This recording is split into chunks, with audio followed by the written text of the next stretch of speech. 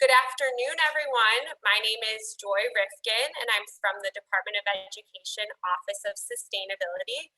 Happy Earth Week. It's so great to see so many familiar faces here and so many new faces for our amazing 2021 Earth Week series. So if you've been here since 325, you've heard me say this a lot. Please sign in for CTLE credits. You can either use the link in the chat or you can type into your browser tinyurl.com/sustsignin, SUSTSIGNIN.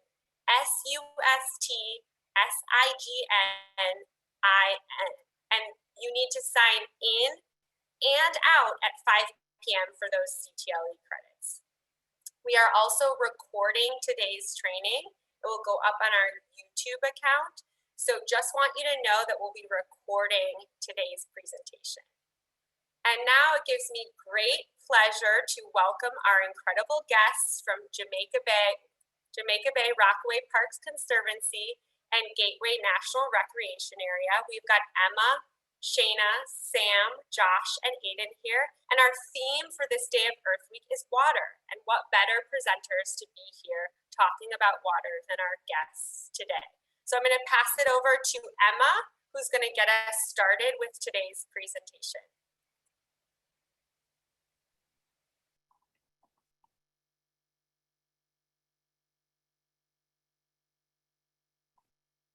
Great. Hi, everyone.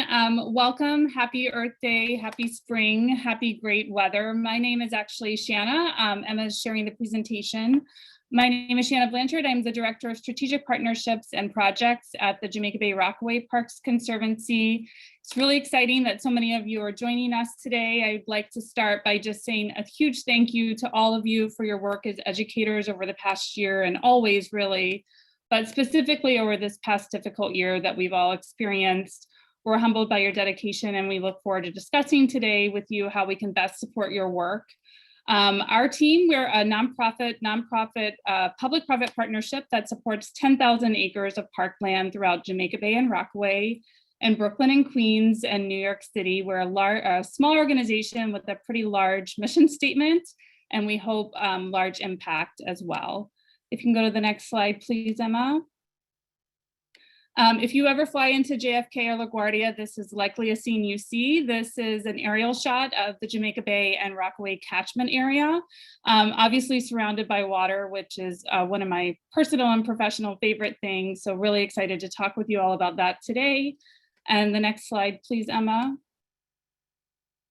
Here you can see all the parks that we support. So we work with the National Park Service, which that parkland is represented by the dark green, New York City Parks, which is the lime green, and then New York State Parks, which is the blue green. So it's 10,000 acres, and we're really fortunate to work within a huge diversity of parkland. Next slide. We have natural areas, a diversity of natural areas actually, miles of beaches and lots of different nature trails. Next slide. Numerous historic and cultural sites. On the left here, you see Jacob Riis Park. On the bottom right, you see Floyd Bennett Field, and lots of different recreation areas and local community and neighborhood parks throughout our catchment as well. Next slide, please. Just a little bit about our organization as a whole. We host numerous stewardship and restoration projects throughout the year. We'd love for all of you to get involved in those, improving our parkland through planting projects, beach cleanups, and sometimes capital improvements as well. Next slide. We also host a variety of public programming such as natural area tours, recreational tours like the bike tour you see here on the left. We also have a Jamaica Bay Festival every year in July on City of Water Day. So we'll hope you will join us for that. Next slide. And then finally, what we're here to talk to you about today is our education programs, and these are growing exponentially due to a great team. You'll meet Emma and Josh on our team today. And then also a partnership with Gateway National Recreation Area. There's an enormous amount of opportunities to engage youth and all of you and educational opportunities in our park. So I'll turn it over to Sam Durbin, who's the education training specialist at Gateway National Recreation Area. Thanks, everyone. you, Shanna. It's great to be able to talk to so many teachers here today. So, I want to thank the DOE Office of Sustainability for giving us this opportunity. And like Shanna said, we hope that we provide resources here today that you guys are able to use in your classroom or even on your own time if it's something that you're interested in. We do have a lot of opportunities to help with the environment, and it's great that we're doing this on Earth Day.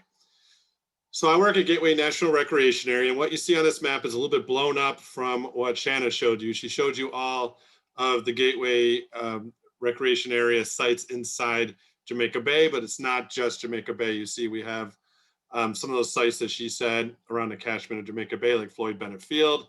Of course, the Jamaica Bay Wildlife Refuge is like the jewel of our Jamaica Bay unit. That is the only wildlife refuge that is managed by the National Park Service, and it's right here in New York City.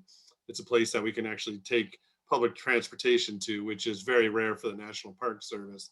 So we're really glad to be here. There's Floyd Bennett Field, Jacob Reese, but we also have sites on Staten Island, Fort Wadsworth, Miller Field, Great Kills Park. So if you've ever taken the Verrazano Bridge across the Narrows and saw the castle down below there, that's where I work. It's great to be able to work over on Staten Island. And we also have the Sandy Hook unit down in Jersey.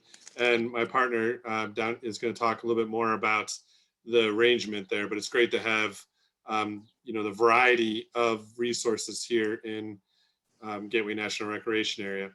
We were formed in 1972 in order to protect these amazing places of wildlife that are important to wildlife, that are important to nature, but also places of historical value and cultural value. So there's a lot to offer. And like I said, my partner here will be showing you a little bit more about that in a little bit. But now I do want to turn it over to Emma Mccauley. She's an education coordinator that works with our wonderful partner, Jamaica Bay-Rockaway Parks Conservancy. Great, thank you, Sam. Hi, everyone. I just want to start off by again echoing how thankful we are for the work that you all do and how thankful we have been able to figure out the move to virtual learning alongside so many great partners and educators at the DOE. So we're really glad to be here with you all today. You've heard a little bit about us, about the Jamaica Bay-Rockaway Parks Conservancy and our great partners over at the National Park Service. And now we just want to hear a little bit more about you all. So we're going to do a quick icebreaker using Jamboard. And we want to kind of figure out where everyone who's joining us today is finding themselves on this map of the city. And specifically what their local waterway is. So bringing it back to our theme today for Earth Week for water. So I'm going to go ahead and I'm going to drop a Jamboard link in the chat. So if you'll give me a moment.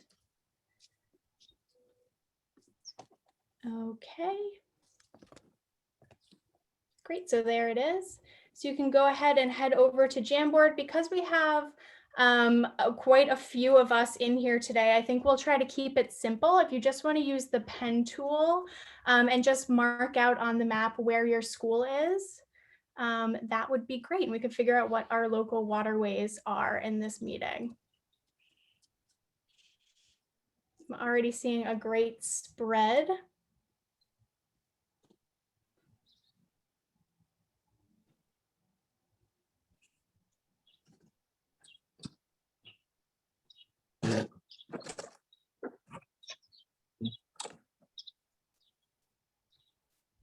So it looks like we have all of our boroughs represented, which is great to see.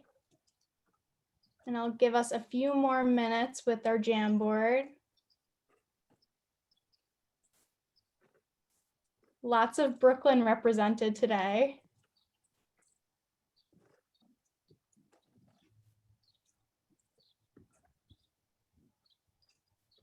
And if you're having trouble for any reason with the Jamboard, you can feel free to just in the chat maybe say which waterway on our map here you're closest to and where your school is. That would be great to see as well.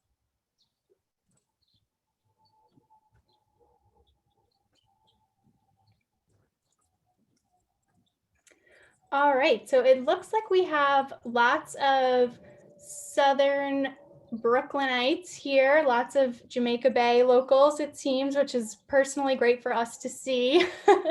We love Jamaica Bay. We're going to talk a lot more about it today.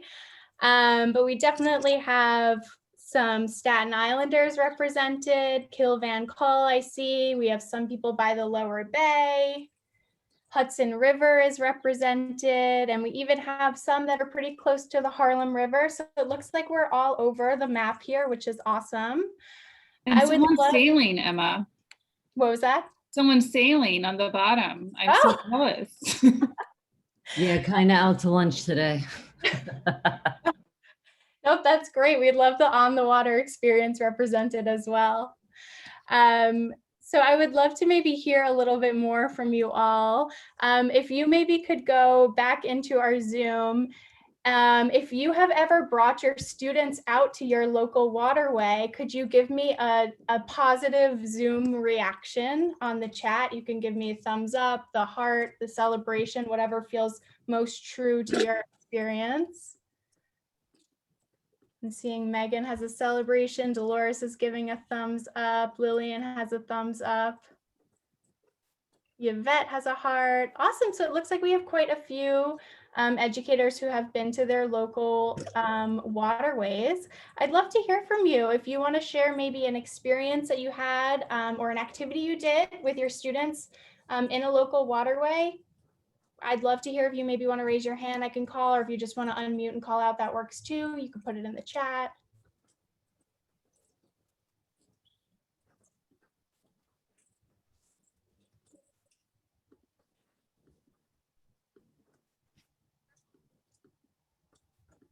Hi, I can go if you need. Sure, we'd love to hear from you. So this is Megan, and I haven't taken my students out to any things as of yet, but for myself, with COVID, I have done a lot of the Office of Sustainability stuff, like the New York DEP waterways, waste management, or the sewers. And I didn't even know these resources were possible, and Solar One. So kind of crushing on the whole sustainability stuff and how it's, and spreading its tools around for the science earth teachers and stuff. So I look forward when I get face-to-face with students to do more active things. But also the DEP did, I think, the Roanoke or something like that, reservoir. Yeah, great. Yeah, so the DEP has tons of great resources, and I love that you pointed out water treatment, even as a possibility to explore. Even if you're not right on a coastline with students, we're still all connected to our waterways, right, through our sewer systems, through our storm drains. So there's so many ways to get creative with all of this, with this topic of water. And yeah, I'm glad that COVID gave you an opportunity to kind of find some of those resources that are out there. It gave us an opportunity to develop some resources, which we'll share with you.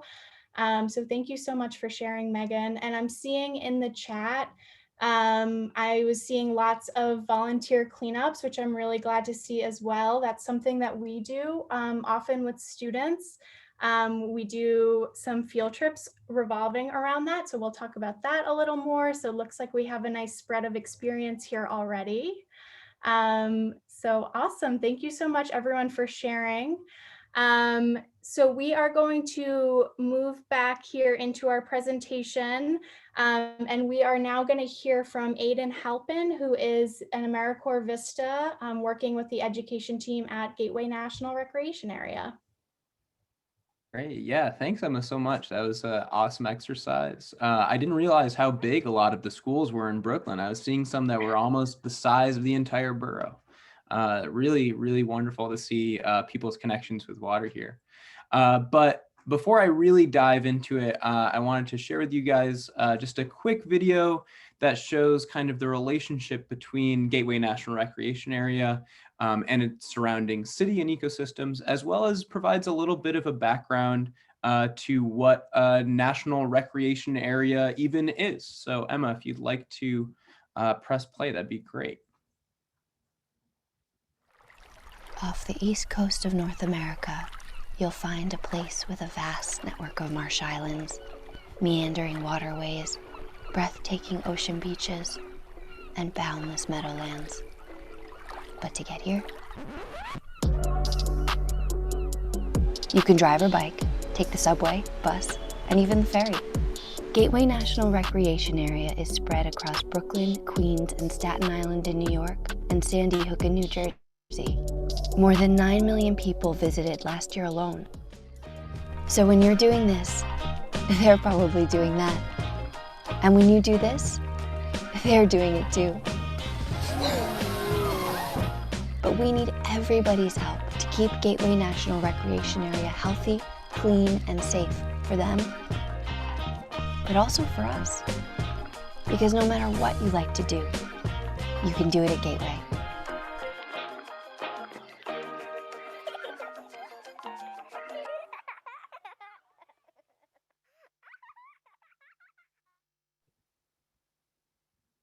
Yeah, so Off that the video just east always coast makes of me North feel really America. good.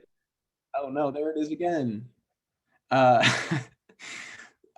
but yeah, that just kind of shows a little bit of the dynamic that we have as a park with the surrounding city. But I wanted to share quickly with you all the mission statement of the National Park Service, which is as follows. The National Park Service preserves unimpaired the natural and cultural resources and values of national park system for the enjoyment, education, and inspiration of future generations. And I don't really like to boast, I don't do it all that often, but I'm going to right now because Gateway National Recreation Area, in my personal opinion, is really an exemplary park unit for abiding by this mission statement of the National Park Service. And we really see this because of the vast diversity that we see in park sites all throughout Gateway National Recreation Area. As we saw in the map in the video, as well as the map that Sam had touched on earlier in the presentation, Gateway spans 3 boroughs, Queens, Brooklyn, Staten Island, and New York, and 2 states. So that's New York and New Jersey.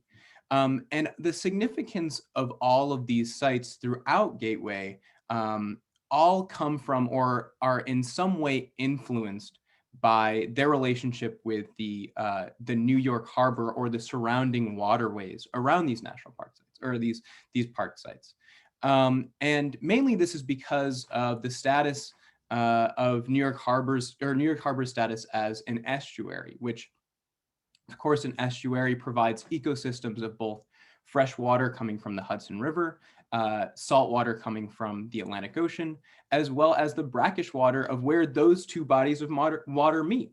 So this provides some really, really interesting ecosystems that we can take part in and observe, specifically taking observations in the unique flora and fauna that exist in these particular ecosystems.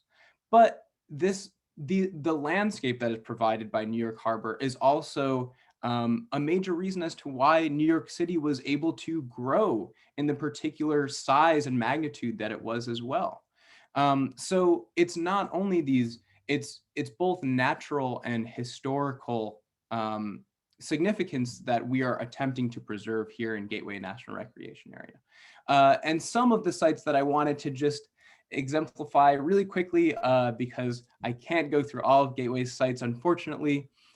Floyd Bennett Field is one of these examples of a really important historical site, which is actually the first municipal airport that we found here in New York City before LaGuardia and before JFK, and actually was home to many of, or some of the first flights that we saw with early aeronautics, as well as Fort Wadsworth, which was one of the first not naval bases, but first defense systems that we saw in New York City that has dated back all the way to the Revolutionary War.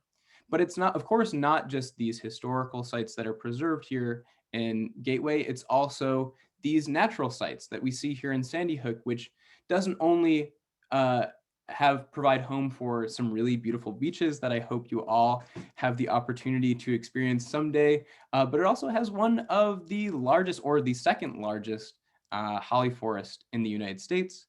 and Jamaica Bay Wildlife Refuge, which provides refuge to a number of species of flora and fauna that we either wouldn't have the opportunity to see or wouldn't inhabit this area without this particular plot of land being preserved. So Emma is actually going to be providing you with a little bit of a deeper dive into the Jamaica Bay and Rockaway ecosystems. Okay, thanks, Aiden. So we are going to take a look at some of the coastal habitats that we can find in Jamaica Bay and Rockaway. I'm seeing I have a great lead in from Deborah in the chat talking about Marine Park and the salt marsh we can find there. So we're actually going to watch a quick video and hear about the importance of the salt marshes in Jamaica Bay, and then discover some of the other coastal habitats that we can find in Jamaica Bay and on Rockaway Peninsula.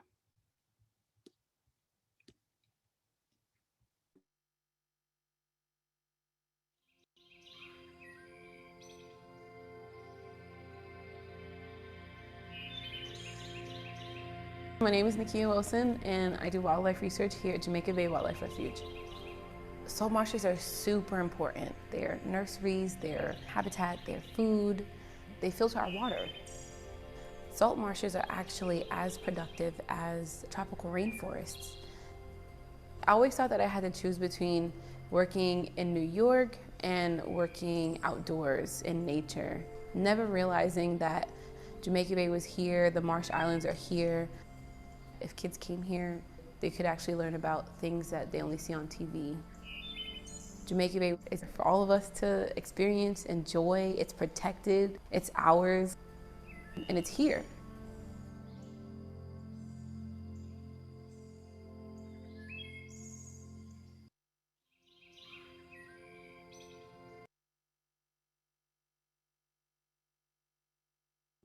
Sorry, I don't know why those videos always auto replay, but I'm glad we made it past. So I love that video. Of course, we talk about all of the importance to the ecosystem that the salt marsh has.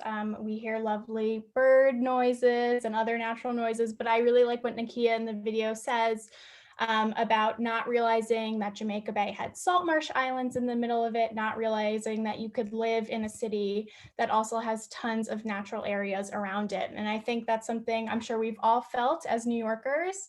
And it's definitely something that I hear a lot from kids when we're working with them.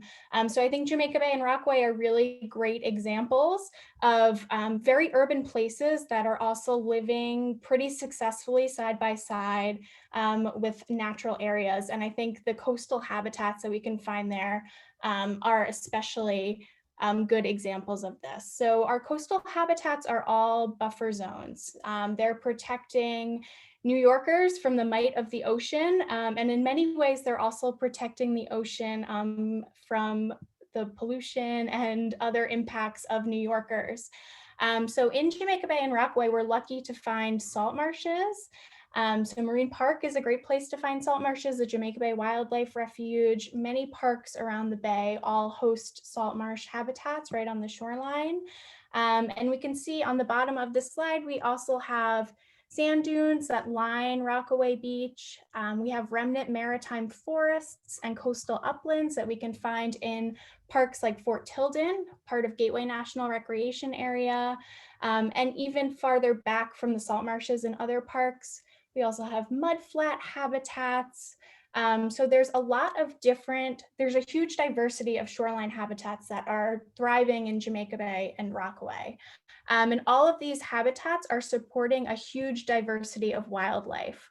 So just some quick stats. Jamaica Bay has over 360 birds that fly through. We're a stop on the Atlantic Flyway, and it's actually the second highest number for bird sightings of any national park in the country. So partly because of these salt marsh and coastal habitats, we have to thank for this huge amount of birds that stop over.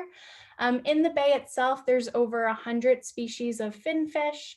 And around the bay, there's over 50 species of moths and butterflies. So lots of plants that need pollinating and lots of pollinators to do the job. So our coastal habitats, our salt marshes, our uplands, our sand dunes. They protect us in a lot of ways. They buffer storm surge, which is something I know a lot of us here probably experienced in 2012 with Hurricane Sandy. Those sand dunes and salt marshes help keep land in place and not let it get washed away.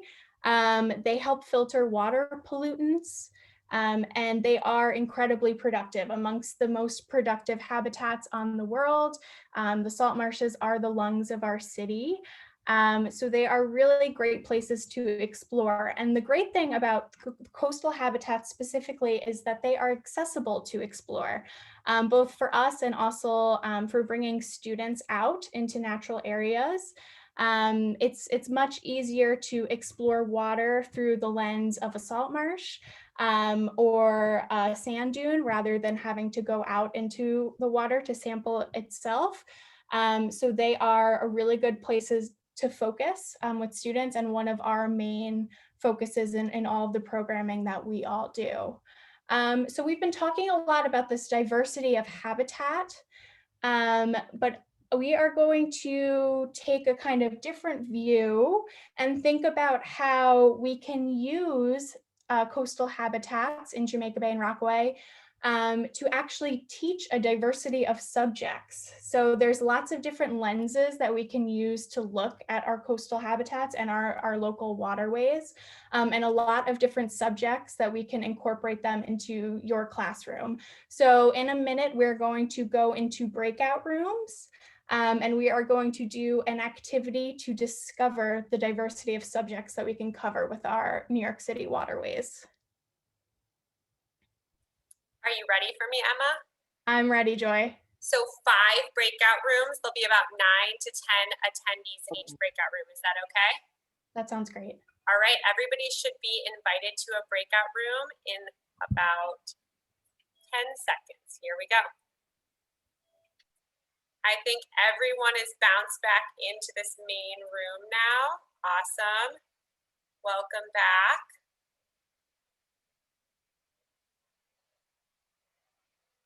I guess I'll pass it off to Aiden or Sam or Emma or Shanna. Emma, great.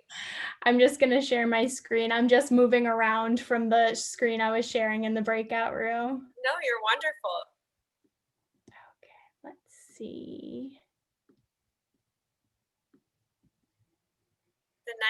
Danica, I like your background. Looks great. Thank you, National Poetry Month. I love it.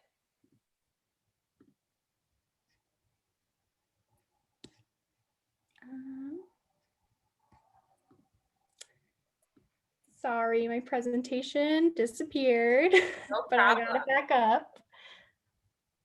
All these educators have been there. They're Yeah, doing it every day. Definitely a very long learning process for sure. Okay, here we go.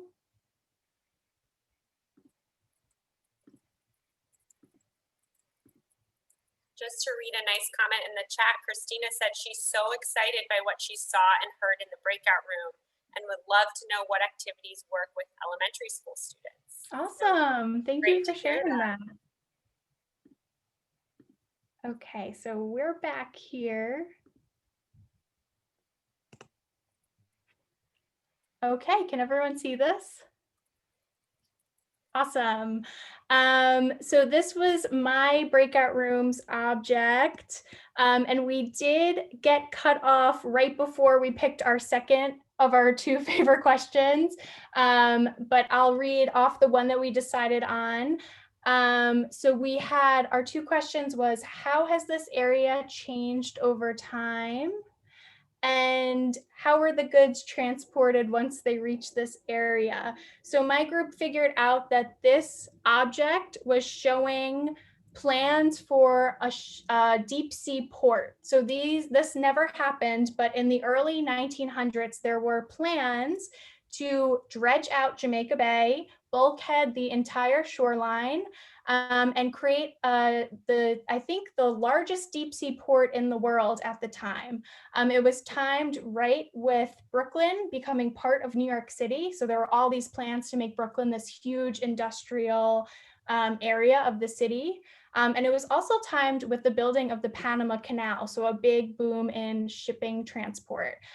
So the city was trying to make Jamaica Bay into a deep sea port. There was going to be all of these piers in the middle of Jamaica Bay, which you can see in this map. There was going to be railroads leading from Bush Terminal to Jamaica Bay, and there was going to be a 5-mile canal leading from Flushing Bay to Jamaica Bay, which you can see right at the top of this image. Luckily, this didn't happen. And interestingly, the person who actually blocked this plan from going forward was Robert Moses.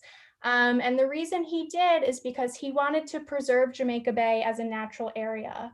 So Robert Moses, of course, has a very controversial legacy. And I think that this is a great example of that. And I also think that this is a great example of how you can use Jamaica Bay or just the New York City waterways in your classroom through a history lens. So of course, our city was born on the waterways. Trade was hugely influential in how New York City became what it is today. And I think this deep sea port plan in Jamaica Bay kind of shows that angle off a little bit. So this was my object. I'm gonna pass it on to Shanna to hear from her about her group's object. Thanks, Emma. Unfortunately, our group didn't quite select our questions, but we have a lot of questions, so I'll just kind of select what I think best represents our conversation. Looking at these photos, there were a lot of questions about what this on the photo on the left of volunteers and some students building an oyster reef, if that's something that is offered, and how safe it is to involve students in water-based activities on a field trip. So I would say, is it safe is probably a big question that is a takeaway from our group.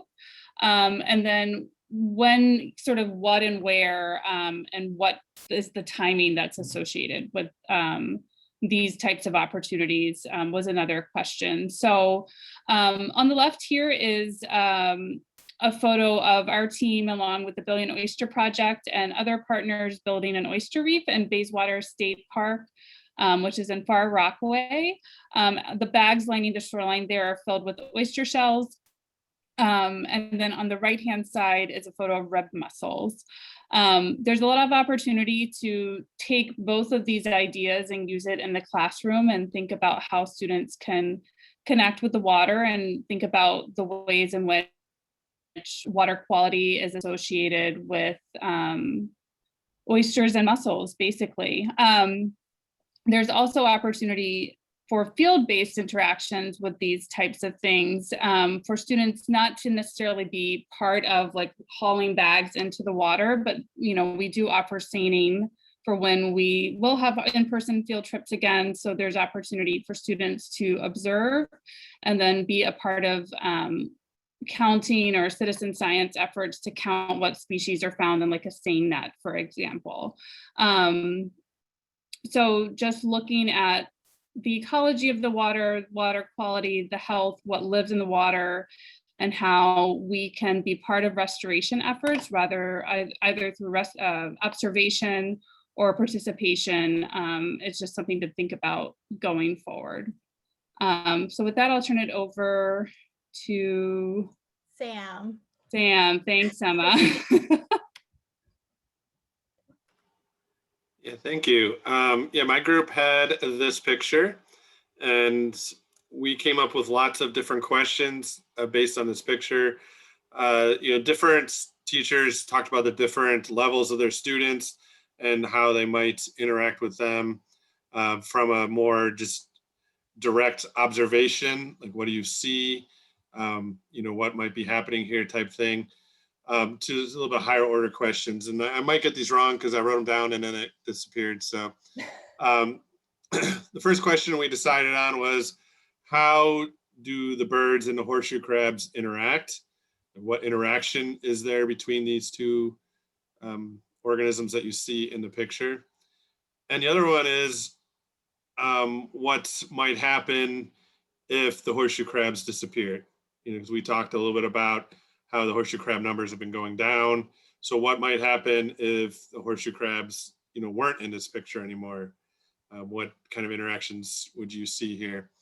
And for those who are looking, you're looking at, horseshoe crabs coming up to the beach to mate. They do in the full moons in late May, early June. They come up to the beach during the night, close to midnight normally. But there's so many that they're out during the day as well.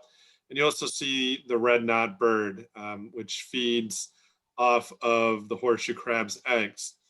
And it's one of their main sources during their migrations. So with the horseshoe crab numbers going down, they believe that might be one of the reasons that's causing the red knots numbers to go significantly down. And so the relationship here. So if you're doing this in your classroom, you could talk about relationships between animals. You can talk about the preservation of one animal affecting other animals. There's a lot of ways you can go in there with the ecology. And I am passing it on to Josh. All right. Yes. Yes. Hello, everyone. Just to introduce myself, I'm Josh Jensen. I'm an AmeriCorps Vista volunteer and education coordinator with the Jamaica Bay-Rockaway Parks Conservancy. So this fourth image relating to public health connects to Sam's image previously. So we can see here our horseshoe crabs are in a lab and they're getting their blue blood removed. So we didn't have a chance to narrow down all of our questions, but the main things that we were talking about is, first of all, what role does this blue blood of our horseshoe crabs play in public health and keeping us healthy? But then on the other side, is there a threat to these horseshoe crabs from humans and from this procedure of removing their blood? So as we saw from the previous image, horseshoe crabs are very important ecologically. They play a very important role and have interactions with many other animals. One of those included is with humans. So the blue blood of horseshoe crabs is actually used in the medical industry to indicate the presence of any bacterial toxins in different medical supplies. And this test is required for anything that goes into the human body.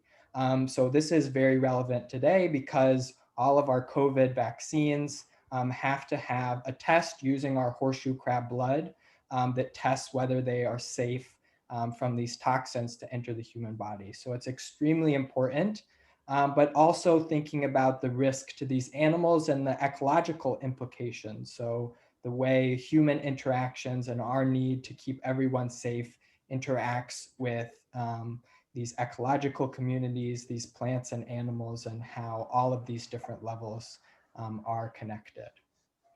I'll hand it off to Sam, or not Sam, Aiden, sorry. It's all right, Josh. I appreciate it. So my group came up with some great questions. Obviously, the object at hand, we're talking about human impacts, specifically in waterways and shifting shorelines. Looking at this image, two of the questions that I think stood out for our group were, why is this shoreline so perfectly shaped? Why is it such a tight angle? And how, similar to Emma's group as well, we wanted to know, how has this shoreline changed over time?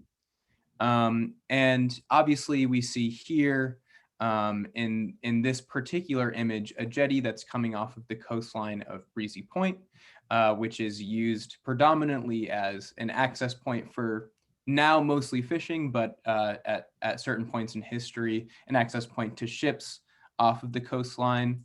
And clearly, because of this structure that's coming out of the very tip of Breezy Point, there has been a true effect on the shoreline, causing it to shorten or expand on one side and lengthen on the other, where a lot more mineral deposits can collect. And this has a general question, or raises the general questions of how have humans impacted the seas around us, especially in New York City. That question can be answered in so many different ways, both in positive and negative views.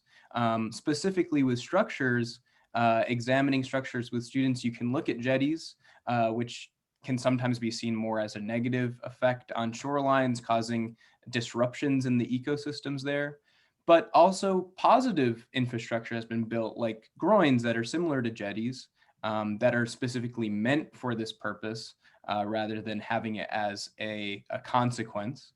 And things like seawalls that are built here, especially in places like New York City, to defend against the 100-year storms that we had actually spoken about with Sandy in my group as well. So there are a lot of different impacts, both physical and chemical, if we want to get into that, that you can explore with your students in the waterways around New York City alone.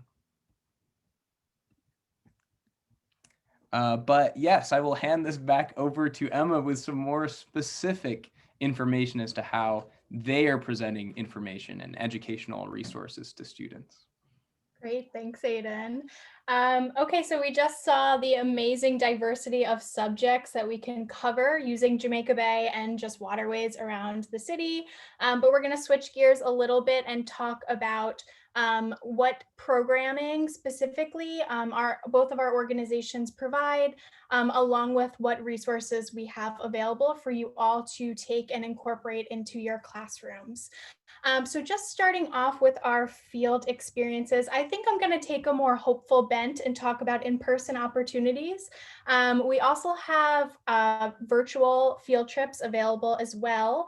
While we are presenting our resources in a little bit, we're going to share with you a Google site that has all of our educator resources compiled on it, along with directories of our field trip offerings, so you could get more information about specifics there. But I just want to talk about the themes that we kind of encompass through our field experiences. So you can see some pictures here of students working in the field with us. A lot of our field trip programming mainly focuses on coastal ecology. So we like to have immersive place-based experiences. Because we are the Jamaica Bay-Rockaway Parks Conservancy, we are lucky in that we aren't married to one specific field location. We can actually move around through city, state, and national parkland, and hopefully meet schools and students where they are so that they can see the amazing opportunities and natural areas that exist in their own neighborhoods. So for coastal ecology, right before COVID hit, we were about to embark on a new program for us, Coastal Habitat Heroes, where we were going to engage in beach seining, taking data on what critters we find in the shallow water of Jamaica Bay. And we were also going to do an active stewardship component to that Coastal Habitat Heroes program as well, which lives through all of our programming. So we do, in addition to seining and taking data on wildlife, we also like to have students participate in shoreline cleanups and take data on what trash they're finding. So we have students doing citizen science, collecting data, analyzing data, and being able to use the data that they've collected from their experiences in the field to create service learning projects, do PSA projects. We're really excited this summer. We're actually having some local Rockaway students submit some art for signage that's going to be up on the boardwalk, warning people about behaviors that they should adapt to protect beach nesting birds on Rockaway Beach. So our field trips really try to focus on engaging students in their own communities and in these natural areas that are right around them in the city, wherever they are. And then switching gears a little bit, Josh is going to talk about that Google site and some of our virtual resources that exist for you to use in your own classroom. And I'm going to go ahead and put the link to the Google site in the chat. All right, so this Google site is the hub for all of the information about our educator resources from the Jamaica Bay-Rockaway Parks Conservancy. So this is a hub to see some of the current opportunities for field trips, both virtual and in person, when we are able to offer those too. So, you can monitor this to see what current offerings are still available. Currently, it is only virtual. It also does give some information about the Jamaica Bay curricula. This is curriculum that you can use with your students, regardless of if you are actually participating in any of these field trips or not. So that covers our plants and animals of Jamaica Bay, some of the threats of different marine debris, plastic, and it covers the DOE standards too, is in line with those, and can be scaled through different levels of students. So from younger students through older students, it can be worked to these different levels. We have also developed our Storymap collection. So this is a collection of virtual tools. These are interactive websites that you can scroll through. We have pictures, videos.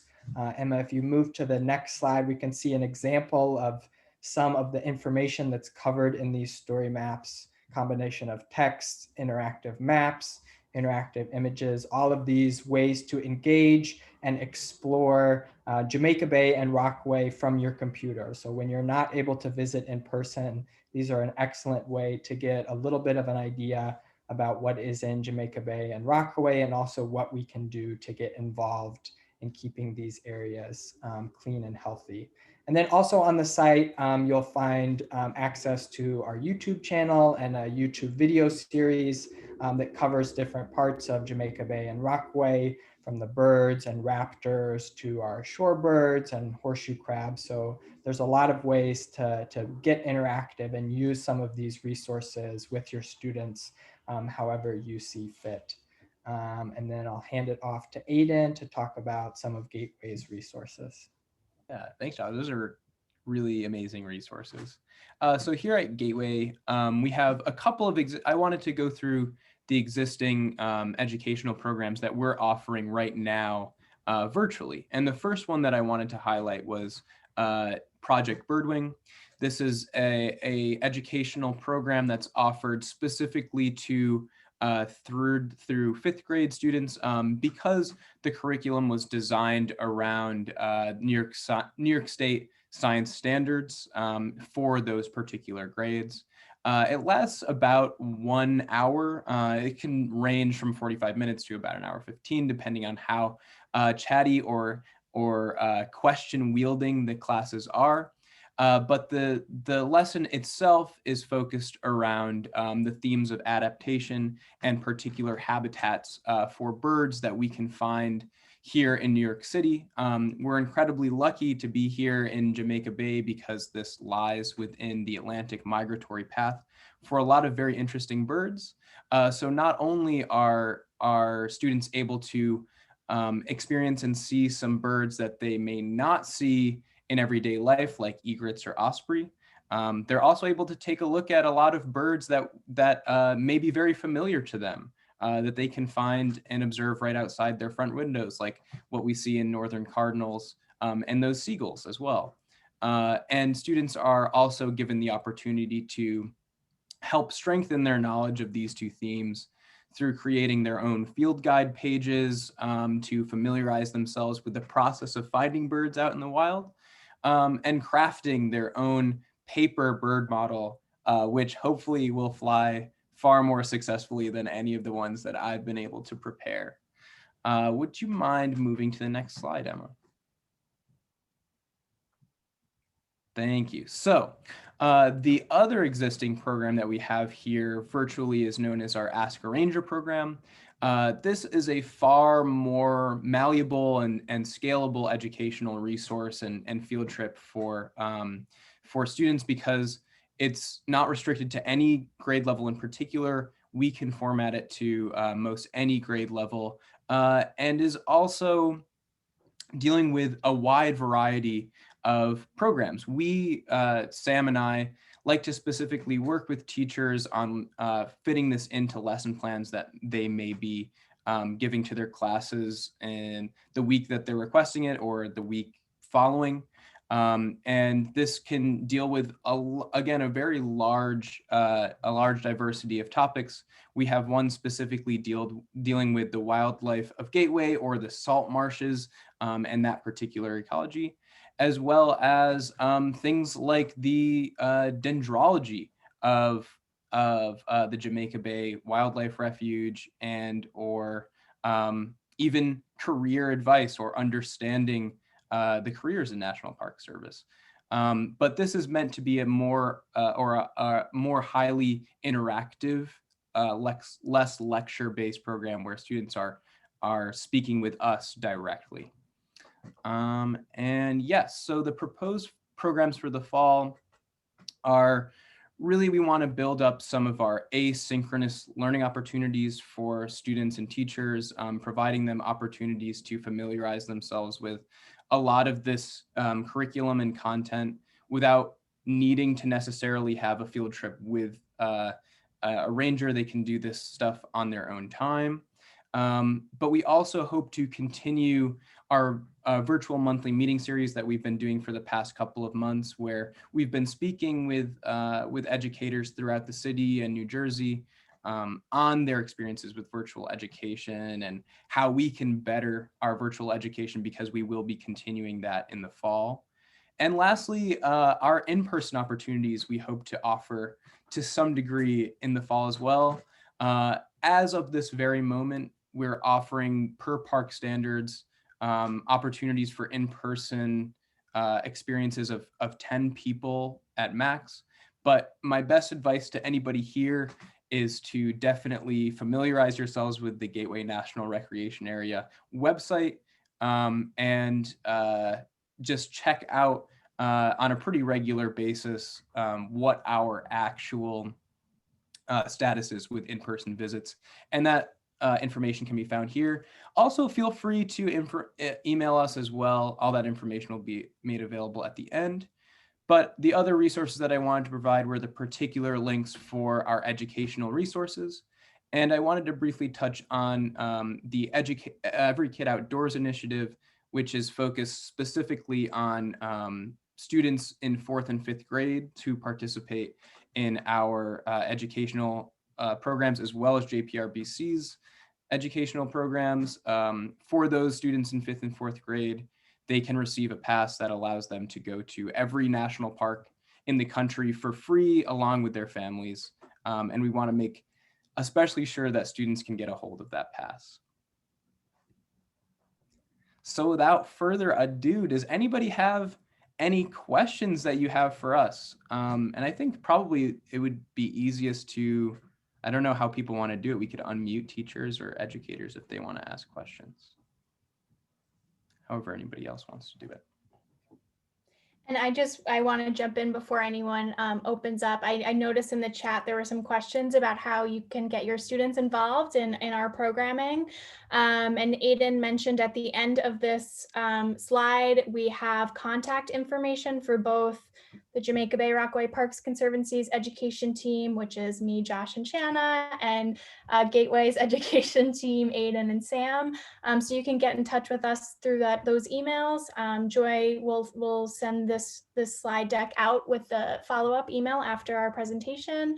And then of course for us, we have the Google site, which also has an interest form for any field trips, which you can fill out as well.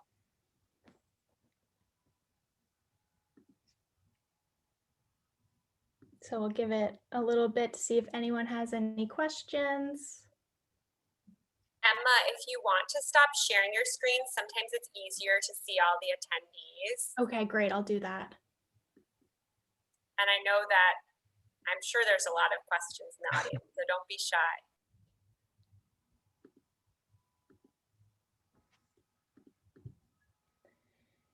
If no one has any questions, we would actually love to ask one to the group. I have a question. Oh, Carlos, go ahead. Yeah, Aiden said about an email, I guess for Gateway or something. So I wonder if he could display that email in the chat. Yeah, I'd be happy to put that in the Thank chat. you. I think that slide will also be made available to you, but I'll put it right in there right now. Carlos, thank you, Aiden, for putting it in the chat, but we will be sending you an email with all the information provided today, the email addresses, all of that will be in your email box tomorrow, okay? So if you didn't get it, they will provide it with us and we'll share it with you tomorrow. Thanks, Michelle. I put my question in the chat, but I'll ask it. For the Aiden, the 4th and 5th graders having the pass for the national parks. National parks, you said, right? Is that, yep. Okay.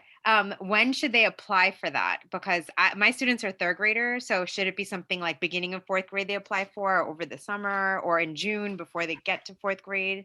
Right. So technically, in order for the 4th or 5th graders to get the pass, they have to participate in an educational program through NPS or JBRPC, who are our educational partner.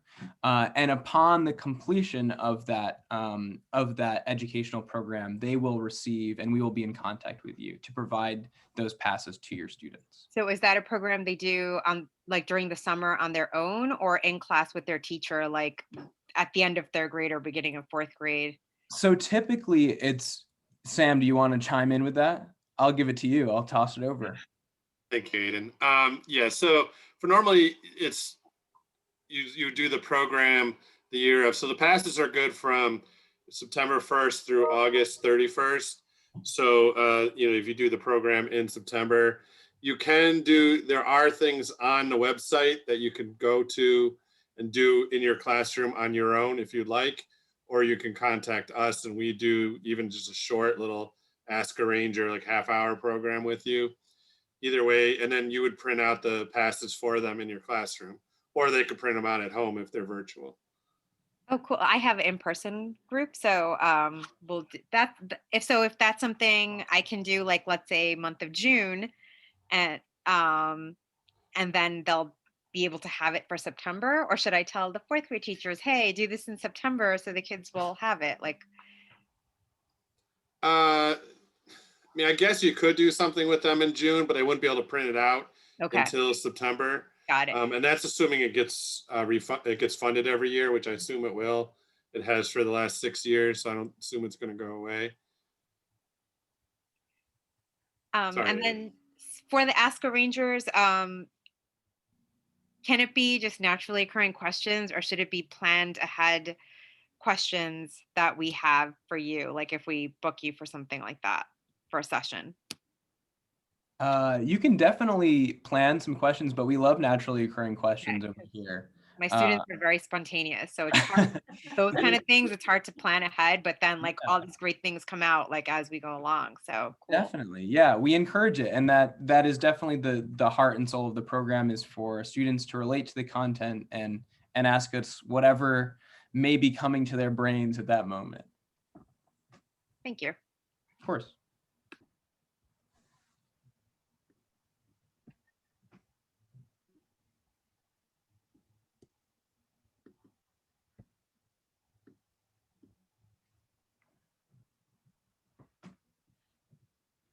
I know there's got to be people who are dying to ask a question.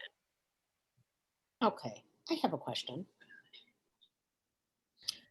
As a teacher, I always like to kind of preview the area, maybe get a little education myself. Is there a way that I can enter these places, a time? Is there any kind of education that I can get, any kind of park ranger that would help me? I mean, I know it's COVID now, so that might be really a difficult situation, but I would be interested in teacher education at these various locations. I'm near Marine Park. They have beautiful salt marsh. I've gone to some things that were made possible through the Parks Department. Is there any education? I like bird watching. I like certain activities that would be beneficial to students as well. Emma, do you want to take this for JBRPC first? Sure. I would point you definitely to our Storymap resources as a virtual resource for that. So they were designed with 4th grade in mind, but they are definitely useful for all ages, and they have a pretty good overview. We have 4 story maps, and the first 2 are exploring Jamaica Bay and exploring Rockaway. So they introduce you to the area, the different habitats that you can find there, and spotlight a few of the animals. So they're a pretty good overview tool for kind of doing some self-education before talking to students. It can also be used directly by your students. We additionally have some complementary activities with them that would work for younger kids. And I would say, as far as continuing education for us all, I know talking specifically about Marine Park, I don't know if you visited the Salt Marsh Nature Center in Marine Park. So they have that it's a New York City park, and the New York City Park Wildlife Unit rangers, they often have bird watching and different types of programming like that going on. So they're a great resource as well. I'm sure that they're a little bit scaled back now because of COVID, but I think that they're getting out there again. So I would definitely check them out as a resource too. Thank you so much. Yeah, How do sure. I get this story map? Where is this story map? So I'm gonna go ahead and I'll put the Google site back in the chat. If you look on our Google site, you'll see on our main page all of our resource lists, and our story map are listed right there. Okay, thank you. Yeah, of course. Thanks for asking. As far as Gateway goes, right now all of the sites are open, so anybody can of course feel free to go and explore on their own, just to kind of take notes of the areas that you would be exploring through the field trips with your classes. And there are rangers staffed on various sites that would be roaming at various times that you could of course speak to. And especially in regard to Project Birdwing, this is a 3-part educational program. So we do provide a pre-site visit to kind of accommodate teachers and their students and acclimate them to the program before it all happens. But yes, I think people are raising a really wonderful point. I think educator learning opportunities would be a really wonderful thing to work on in the future for us.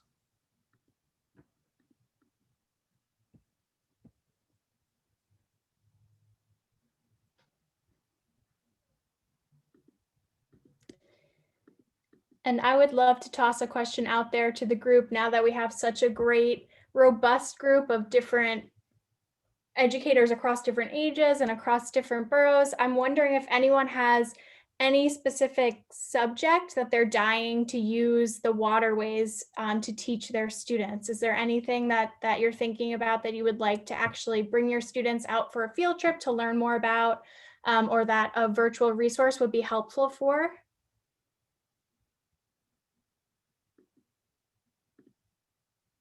So last year, 3rd grade at my school, we were going to launch some kind of project-based learning around like water, specifically like New York City, Queens. And then because of COVID, everything kind of fell apart. And then this year we're trying to like put it together, but half the grade's remote, half is in person. So we just made it into like, let's just learn about how New York City gets its water, and like some environmental issues that affect our water, and like, and just kind of focusing on how water is not distributed equally around the world.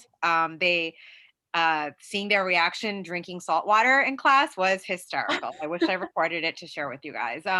So I think for my school, it would be awesome if we can get help creating a project-based learning something, or even a start on how we can incorporate, like, I don't know. It's like we have so many ideas, and I think for us, it's like where to start and what's appropriate for 3rd grade. So last year we did book a visit to Newtown Creek, but then that got canceled because of COVID. I think we have a virtual one booked for May, but my grade team leader booked that, so I can't confirm it, but I'm like 99% sure it's booked. Yeah.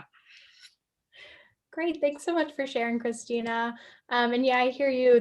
The funnel of all the ideas is sometimes what is helpful. But yeah, project-based learning is definitely something that we try to incorporate in our Field trips, we actually, before COVID, we were involved in a DOE citizen science project that we used data collected in the field to make service learning projects with middle schoolers. So that was a great opportunity for us, and it's definitely something we're looking to expand upon in the future. Yeah, I think water treatment is a super interesting thing, especially for students to learn about. Even tracing New York City's municipal water back to where that originally comes from, which is outside of the city. I think that's something for kids to grasp, and would be really interesting for them to explore as well. So that was the video from today's Earthweek. It was all about where water comes from and the history of the aqueducts. My students were, today we did take the ELA state exam, so maybe they didn't have like the brain capacity for it, but they were not really digging I was so excited by it, but they weren't into it. So that's why I would love more hands-on kind of stuff to make it more real for 8-year-olds. For sure.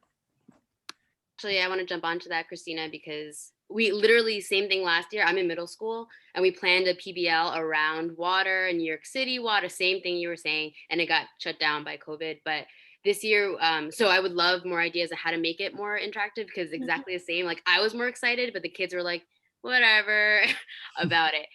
But this year we decided to focus specifically on plastic pollution.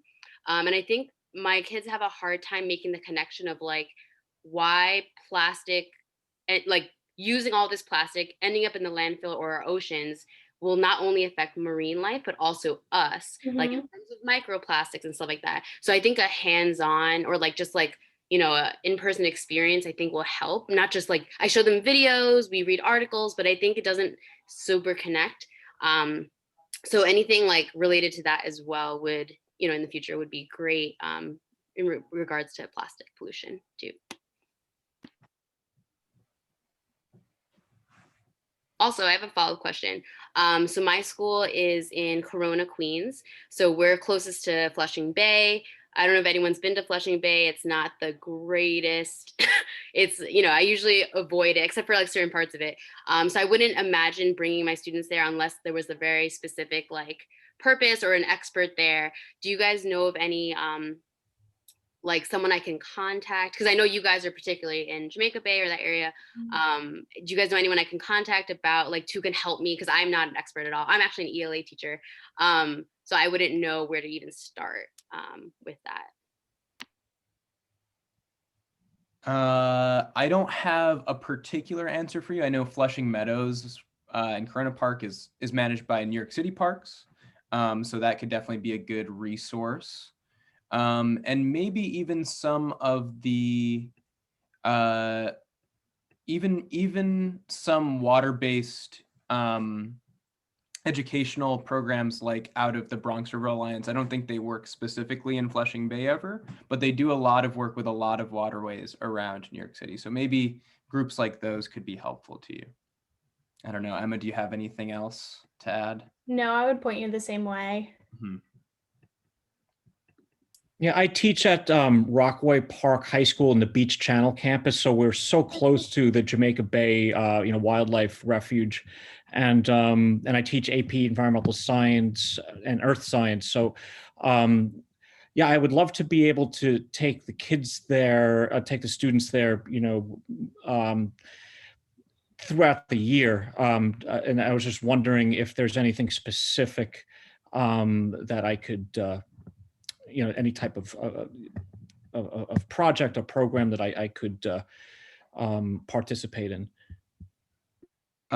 So as far as NPS goes, there have been some kind of longitudinal studies and field trips that are based throughout a full year with some schools in the past. I don't know. It could be something that we could work out. Sam, do you have anything you'd like to add to that question? No, at this time we don't. But if you had ideas that you want to discuss, we would definitely be willing to listen and maybe work some. At this point, we don't have anything, at least for the next year, available. But you, of course, are welcome to come. It's it's a public park. So if you had something you just wanted to come on your own, it's not a problem. If you wanted to work with one of us, we're pretty small staff, but we'd definitely be willing to work. Yeah, and I would echo that on our end, on the Conservancy's end. Right now, we don't have any kind of long-term monitoring projects, but we do have data sheets and kind of ready to go sampling kind of projects that we'd be happy to work with you to incorporate and assist in any way we can. So yeah, definitely resources here and resources at NPS for you to get your kids outside and engaged in the water. Thank you. I want to take a second to share something that Dolores shared when we first jumped on here. Dolores, can you just quickly highlight this cleanup day that's happening in Rockaway Peninsula on Saturday? I don't know much about it. I am not I'm not part of the organization group, but it's a community event to clean up. It's cleaning up everywhere from Mott Avenue down the peninsula, straight through Beach 67th, 129th Street, I think it's going to. So straight across the Rockaways. It's Saturday. There is an email on the, if you want to get a specific location, meaning like I know I'm going to end up showing up by my school by 67th Street, but I'd be happy to share the flyer if anyone wants to share it. Any of the Rockaway teachers want to share it with their students. It's a community event, not a school event. Just as my principal has been so kind as to tell me that it's not a school event, the school won't be open, can't use the bathroom. Thanks, Dolores. We'll send that flyer in the follow-up email as well. Thanks, Joy. Want to take a minute to say thank you so much, Emma, Shanna, Sam, Josh, and Aiden, for being here from Jamaica Bay-Rockaway Parks Conservancy and Gateway National Recreation Area. I know that the educators are grateful for your time and all of the resources that you're providing. Thank you so much for being a part of this Earth Week celebration. And then I want to say to all educators, I know I sound like a broken record, but if you want CTLE credits for today's training, please take a few minutes to sign out. Michelle's going to put the link in the chat, or you can type in tinyurl.com/sustsignout, SUSTSIGNOUT, all lowercase. And most of you have seen this resource. Oops, I'm just going to go back in here. But I just want to highlight again our Earthweek calendar. What's great about this Google Doc is you can copy it and customize it for your school. We've seen so many great customized Earthweek calendars. You'll see every day has a theme: green space, water, waste, energy. And under each day, we've got a video, a reading, an activity, and an action.